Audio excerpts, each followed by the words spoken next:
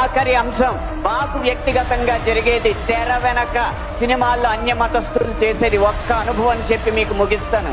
ఒక సినిమా పాట రాయడానికి నేను ఒక సంగీత దర్శకుడి దగ్గరికి వెళితే ఆ పాటలో బ్రహ్మాండ నాయకుడు అన్న హిందూ పదం ఉందని చెప్పి ఆ పాట చేయనన్నాడు. నువ్వు ఒక్క హిందూ పదం ఉందని చెప్పి పాట చేయనన్నావు కాబట్టి జీవితాంతం నువ్వు చేసిన ఏ పాటకి నేను రాయనని చెప్పి ప్రతిజ్ఞ చేసి 15 సంవత్సరాలుగా ఆ వ్యక్తికి నేను పాట రాయలేదు.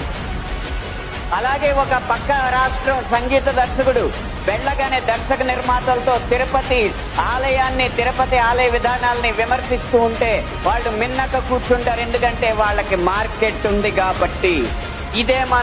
ఇదే మనం గీత గీయాలి కింద.